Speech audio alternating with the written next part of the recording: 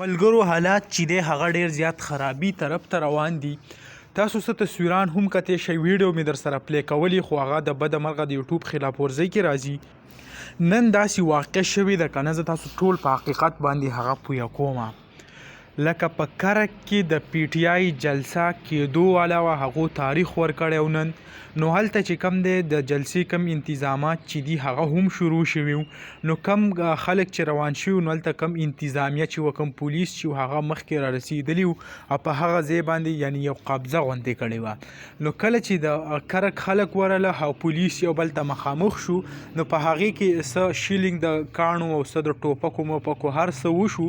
نو بیا داسې چل وشو کم خلک چې و هغه ولګېدو، د پولیسو کم گاډي چې دي څه په کاڼو باندې ویشته او څه په لرګو په یو څه بل څه باندې ووهل، نو شیشې میشې او هر څه هغه مات کړه.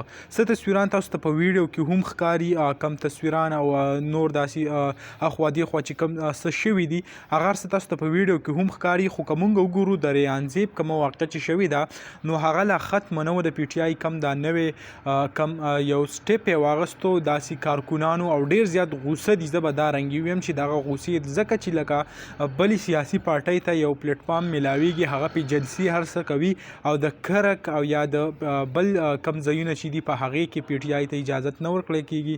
نو د دې د وجې کومه مسله چې نن راغله بس الله تعالی دې خیر کړي چې دا الیکشن په خیر خیریت سره وشي او زموږ د ملک یو سایډ ته لاړ شي. کم وزیر اعظم څوک هر څوک که راځي، خو دا کم د درز دروش چې په دې ملک کې شروع دی دا خو به لږ په امن شي که نه.